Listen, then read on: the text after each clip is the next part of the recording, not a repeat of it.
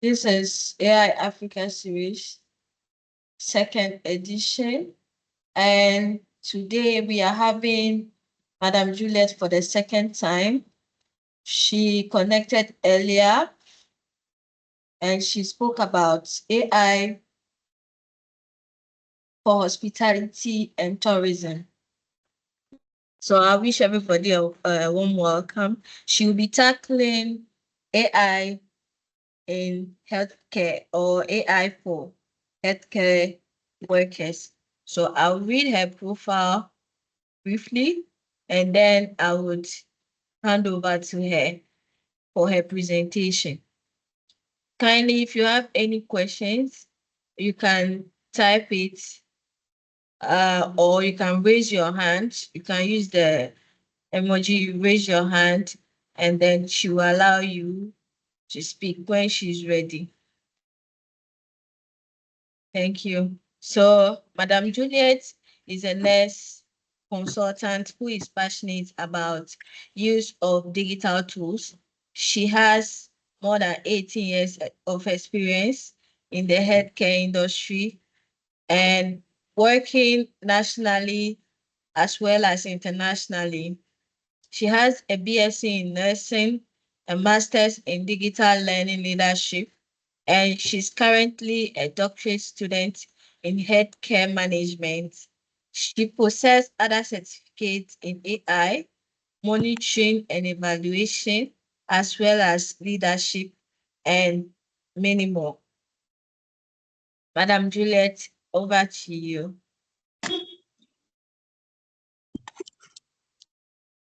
Thank you very much, Gloria. I'm grateful for the introduction. That was a handful, but it's okay. We would continue to see how we can improve lives, the quality of lives of people.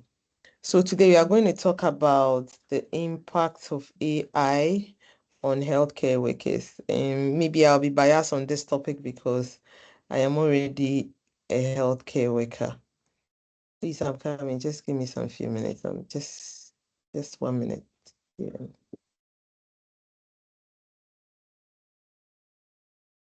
So I'll be biased a bit because I'm a healthcare worker.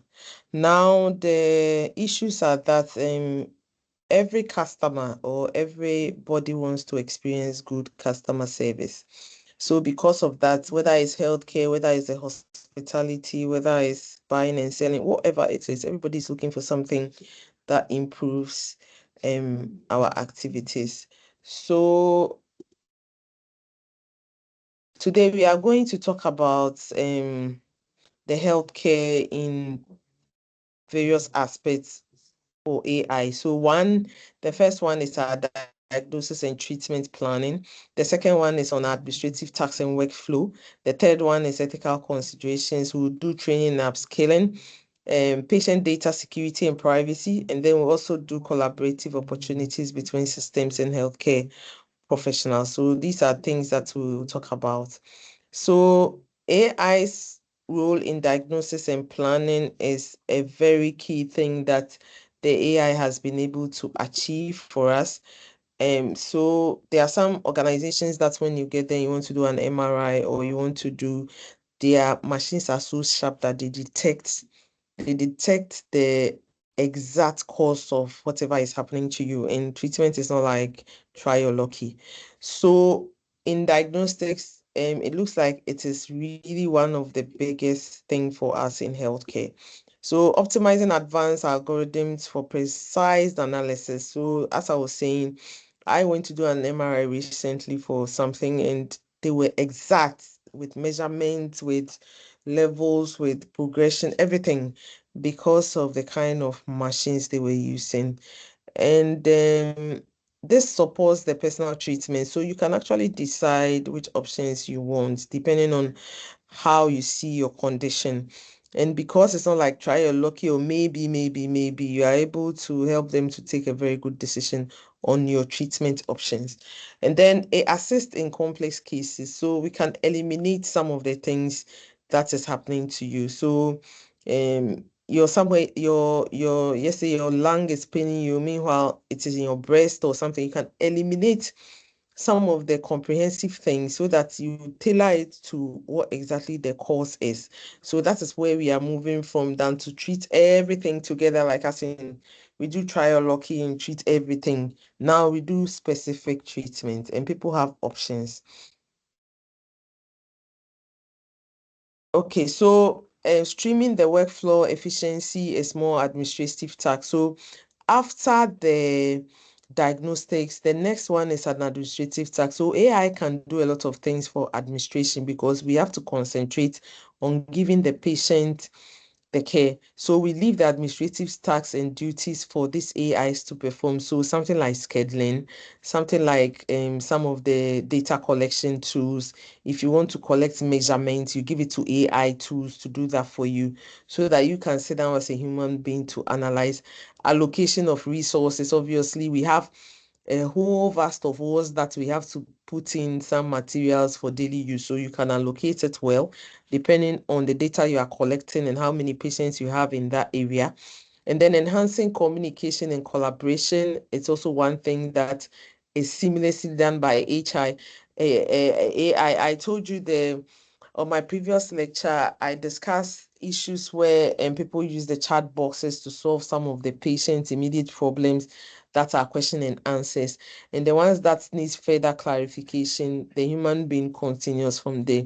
And it makes life easy for both the healthcare worker and also the patient. So we have ethical consideration and human oversight. And because we are in healthcare, we are supposed to have some principles and standard practice. So we have to make sure that the safety and diagnosis of the treatment planning is on top. We also have to make sure that the we emphasize the human expertise. I mean, we went to school to learn some things, so we should be able to emphasize the expertise in all this.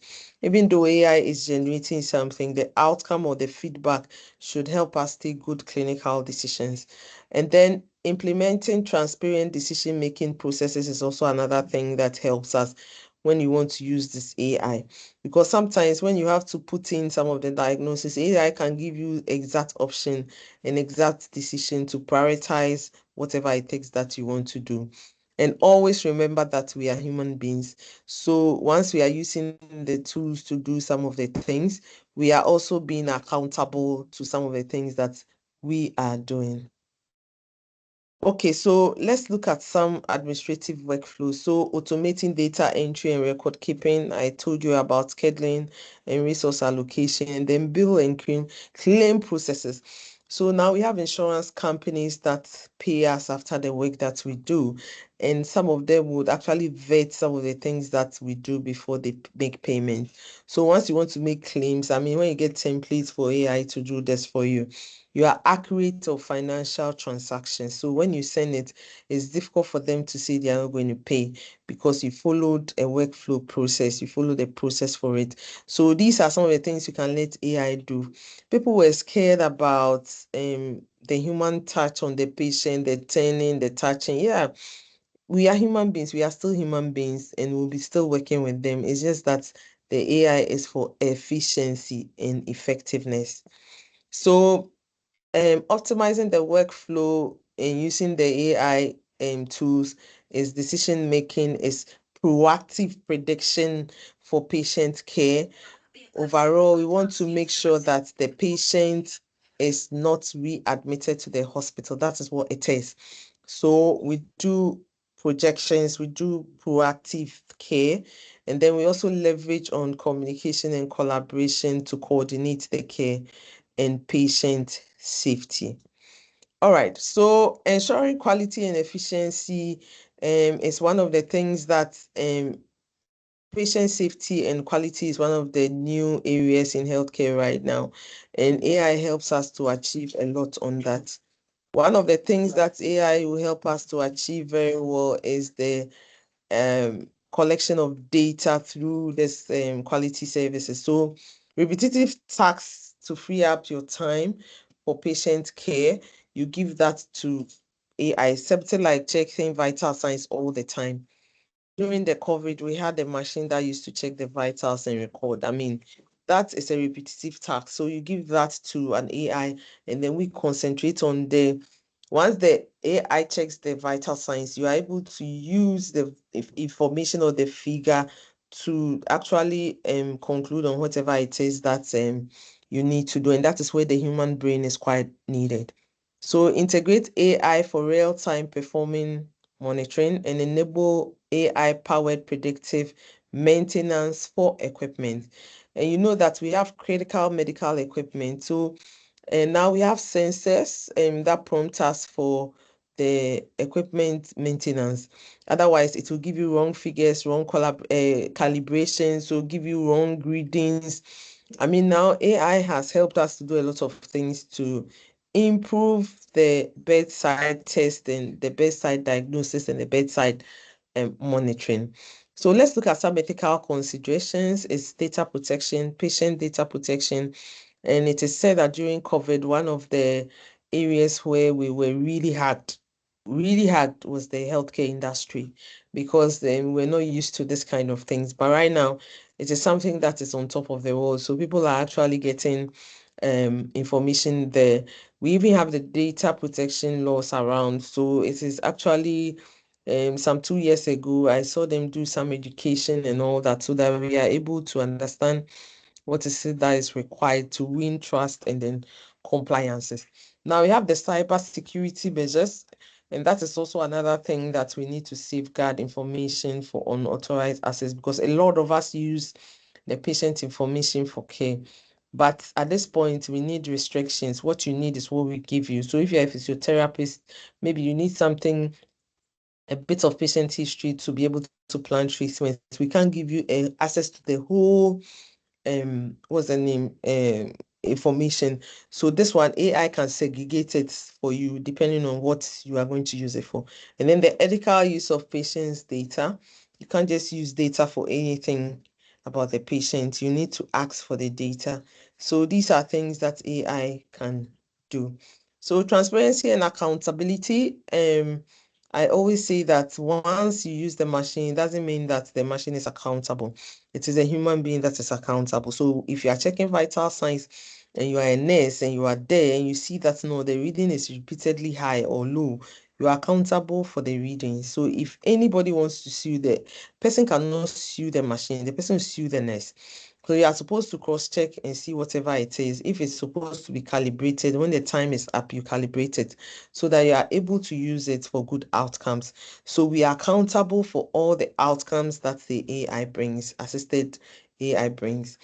So this is one of the things that we are really mindful of in the future so that we are able to give correct diagnosis and correct things so that people are not doubtful of the fact that we have added AI to our system. So there's also open communication and then transparency with the patients. So equitable access and fairness.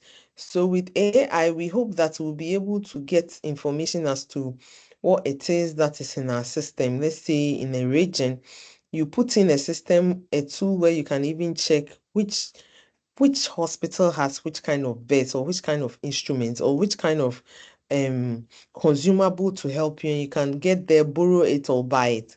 At this point, we are all what's the name? Embedded in our small corners. So because of that, you can't see who has what. You have to call, you have to do this. But with AI, you can actually sort it. You can actually segregate them too for our help. I mean, it will help us, the healthcare workers, if you even want to do a transfer to another hospital. So we will address disparities about equity and then accessibility. I mean, that is one of the things that has helped some people outside this country, Ghana, to be able to manage their healthcare systems well, to be able to give fair treatment and on time. So these are some of the things that could help out. So let's look at training and upskilling healthcare workers in integration of AI. So potential transformation. I mean, you see, now you can't sit down and cross your leg and say that it will not happen. It will happen because it is happening elsewhere and it's working. So the evidence is showing that it works. So one of the things that will help us very much is the uh, improving diagnosis accuracy. Yes. So people have to train in that kind of thing instead of training in the normal things that we know. There's also potential transformation in the patient care, proactive health management. Instead of sitting down and getting the disease and coming to the hospital, people will become a bit proactive. We also have the ethical considerations for adopting the AI, and we also have the regulatory and the legal aspect of this in the healthcare. What does the law say? Now it's new. A lot of people don't have exactly what the law says, but they have policy briefs or something to guide the use of AI or digital tools in managing patients. All right, so instead for you to develop yourself, you should be able to understand the algorithm of the AI application. That's what we are doing and we intend to do to awaken you to some of these things and know where to get what. I mean, if you want to use the tools. Interpreting AI generated insights for medical decision is one of the places where we can upskill. You can learn how to do that so that you are able to help yourself. I told my previous class that there's a whole course on prompt engineering, how to ask the questions and how it will give you information to take decisions. So these are things that you'll be interested in: data analysis, data analytics, Power BI. These are things that you'll be interested in to help you to use the data to make clinical decisions. And then we do collaboration with AI systems for improved patient care, ensure data security and privacy to enable AI in healthcare. For us, confidentiality and privacy should be a top notch for us because already that is what we deal with. So adding AI should be something that we should be able to find our way around it. So these are things that we want to do in workflows in AI in healthcare. One of the things is optimizing and integration seamless clinical workflow. So that when you come to hospital, you don't waste too much time. The processes are straightforward, the administrative burden is reduced. I mean, these are what we are looking out for. And then leveraging AI for evidence and evidence-based practice and then research work. I mean, we can do so much research at this time because you have tools that can do the research for you instead of you going around looking for all the materials yourself. You can leave that to AI to census the materials for you. And then adapting an AI driven change in healthcare practice, addressing AI integration and challenges in the healthcare industry. So, what are the ethical and then the social implications? You know already navigating the ethical dilemmas. I mean, we are human beings and we are taking care of sick, so there will really be some dilemmas. So we should be able to take care of that. And then safeguarding AI-induced disparities. The technologies should give us accurate information for clinical outcomes. And so we should be able to safeguard ourselves, be on top of the issues, so that when the machine is going wrong, we could detect that.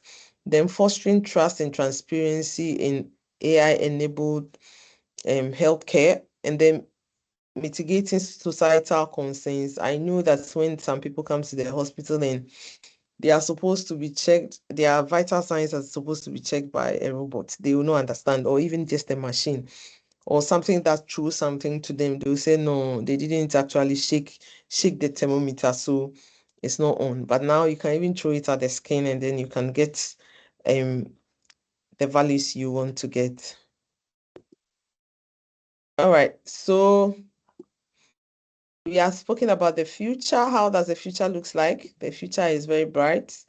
Those of you who don't see it as bright as I see it, you can put on a lamp, add it, and you see that it's so bright. So that future that is bright, we are preparing for AI transformative impact in healthcare. Look, it's coming like something. I mean, a lot of people are running away from it, but it is coming. So one of the things that is also being requested for is empowering the healthcare professionals through AI education.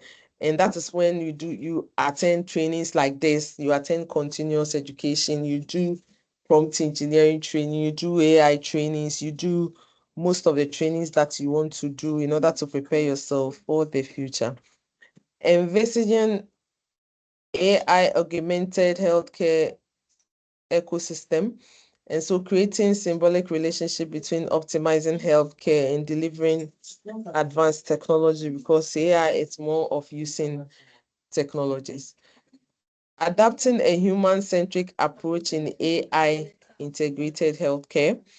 And so all the things that we are doing, we also want to maintain our empathy and also preserve the human sentiments and the elements, because it's a holistic care. The fact that you are using AI doesn't mean that the human aspect is misplaced. No.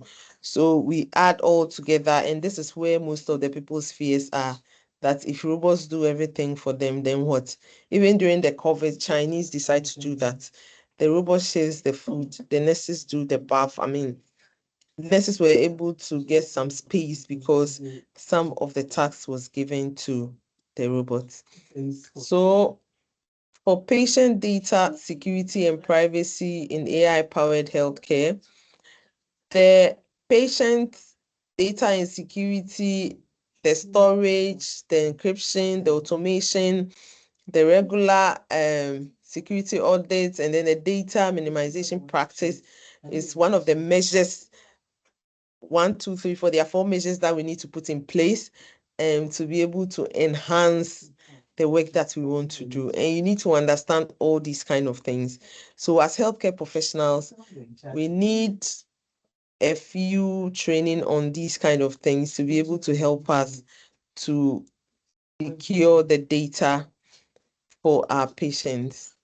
So ethical consideration, informed consent protocol is one.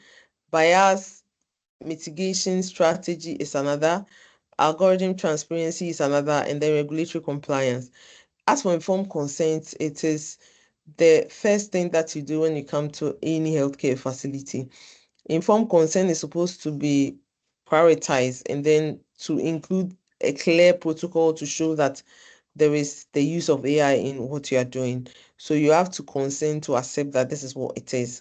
In some areas, that is what they do. I mean, the informed consent actually describes whatever the processes you are going to do in the school. That's in the hospital. They actually explain to you where and when and where AI generated things are involved. So when you sign it, you have no cause for alarm. So that is maybe where we are moving to.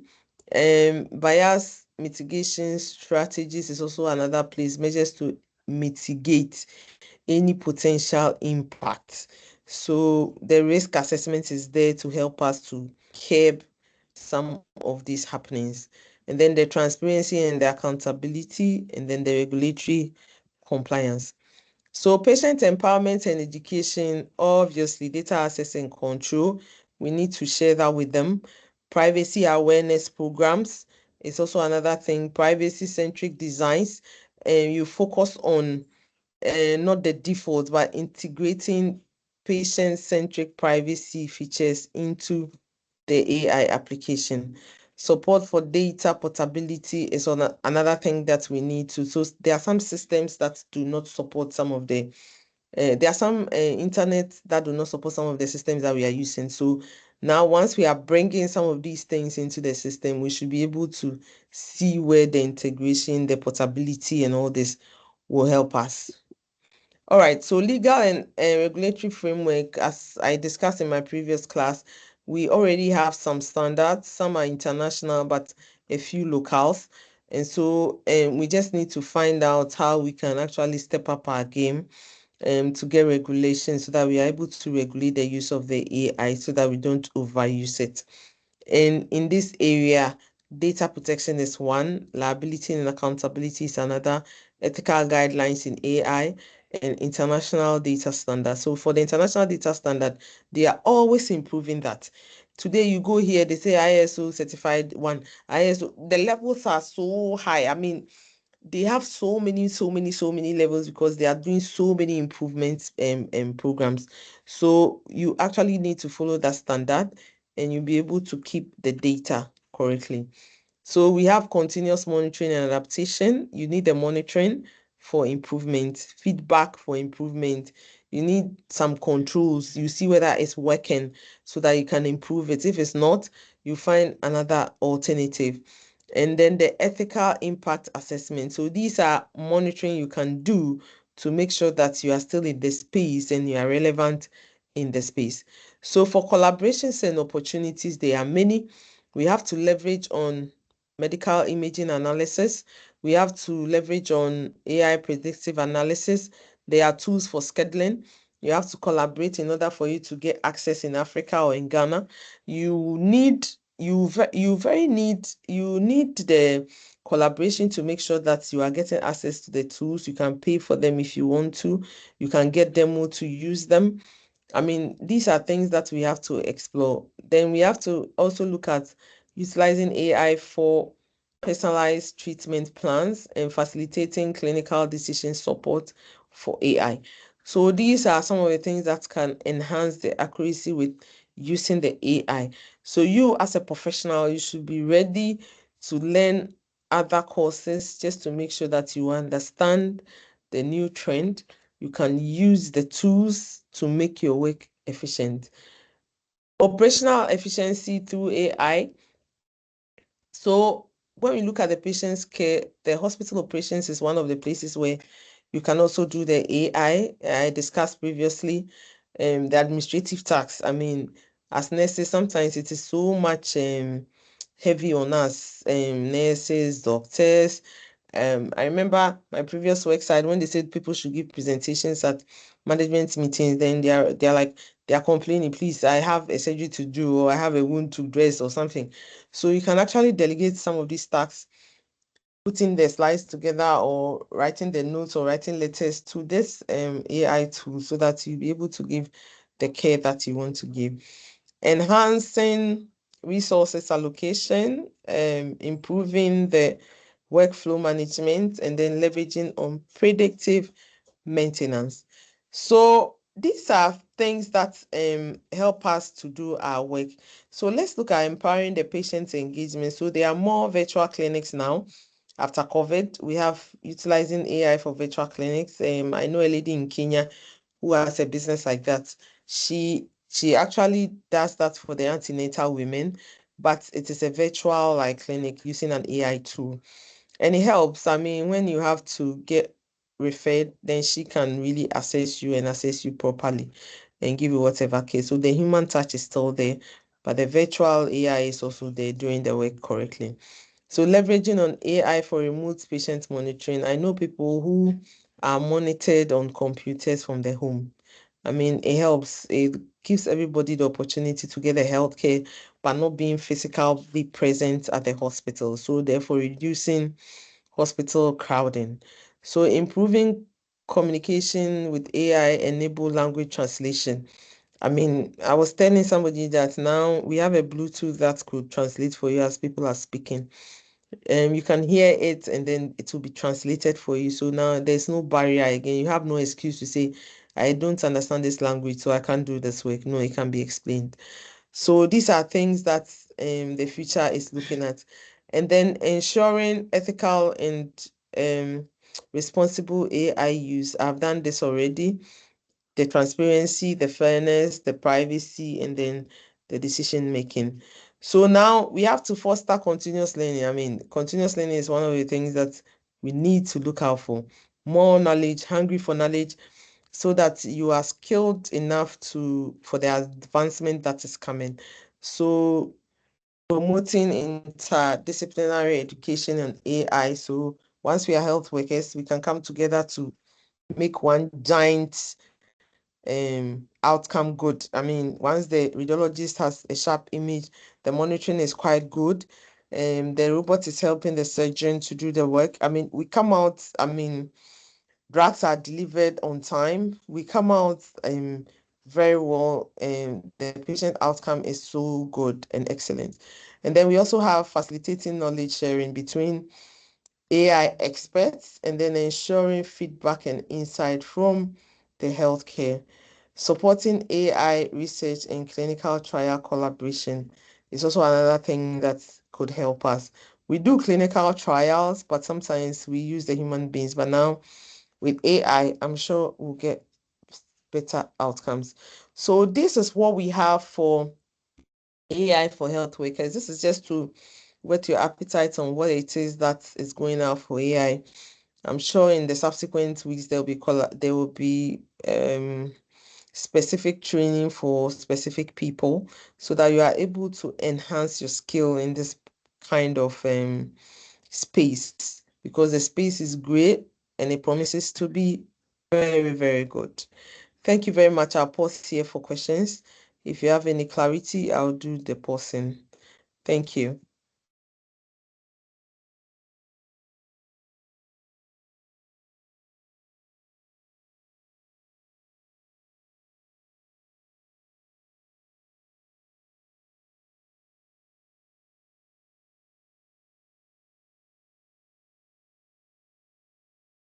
Hello, Gloria. Do we have anybody who has a question? Yeah, Juliet, Hello. thanks so much for the Please, can anybody presentation. hear me? Yes, we can hear Yes, you. Yeah. can you hear me? Yeah. Juliet, can you hear me? Yeah, I can hear you, Mano. I can hear you. Great. That was so insightful. I enjoy it. I mean, the the part that got me scared. Some few. How am I going to put it? I think some few months ago, I saw on the on social media where AI is being used for, or AI agent is being used for head transplanting. I don't know if you've ever spotted anything like that. Head transplanting using AI. Yeah, so it's a surgical moving, moving, activity. moving a different head to fix to the other one. I even It's heard that scary, there's yeah. a chip. I even heard that there's a chip that when they put into your body, you can think like 3 times over the way, more than the way you're thinking right now. I mean, these are some of the things that are coming up, and we hope that they said it would enable longevity. So you can actually decide Yeah. to change your cells so that you're able to grow older than you are and look fresher than you look. And so there are things that are coming up. So we are hoping that in the few years to come, we will not be doing changing our body parts and doing liposuction and all that, but we will be able to get our heads changed so that we can think differently like the white man. Yeah, we Yeah, can think different. yeah. I think the future is really bright and interesting. Yeah, yeah. Um, I just I mean, a lot of people get jittery when they hear things like this. Mm, Definitely, there's going to be control to it on how we can be very ethical in using them. We heard about atomic bombs, okay, which has been or has had been invented uh, centuries back, but it's still there, and people are still living. We are still living. That atomic bomb is still is still in its motion. So for me, yeah, we just have to prepare ourselves no matter how the technology looks scary. I mean, in your earlier presentation, you said the prospects are outweighs the disadvantage or uh, exactly, exactly. of it. So we need to be looking at how best these technologies can help or can aid our work and help our endeavor in our endeavor. So that we will be very fruitful in everything we do. So that's the Sure. way forward. Thank you so much for the presentation. I love it. Yeah, That's you're just welcome. a contribution. Thank you.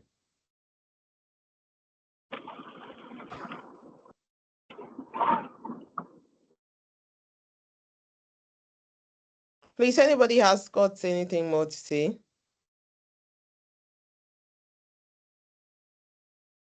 Anything to share?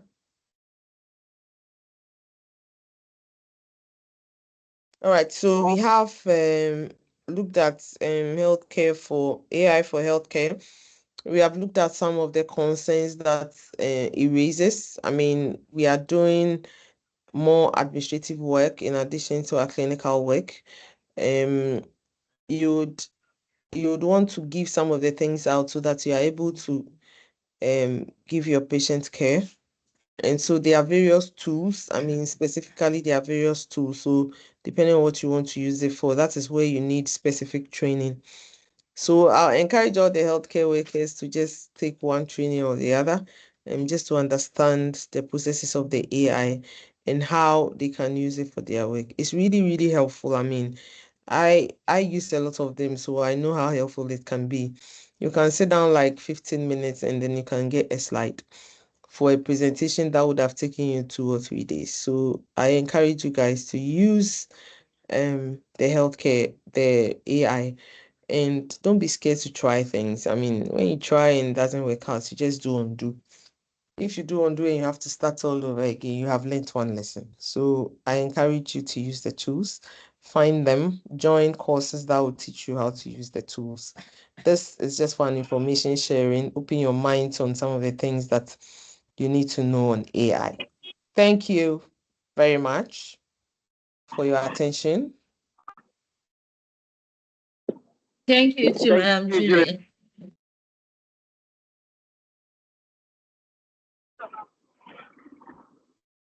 If there are no more questions, you can check the chat session.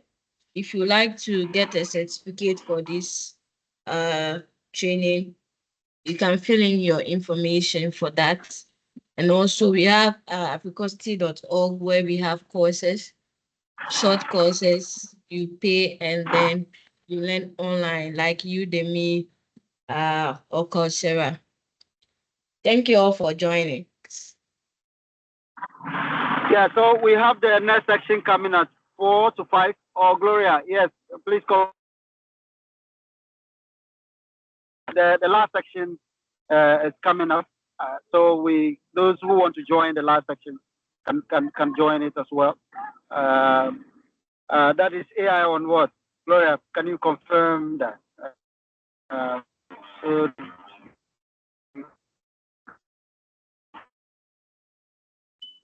I think the instructor is getting ready to get that on in the next few minutes, in the 10 minutes time. I think that should start. Yeah.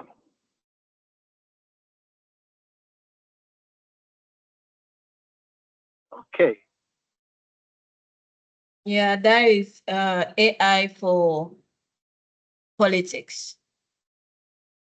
Okay. So politicians, those who want to be a politician, you can join that section to learn a thing or two. So it can better you how you can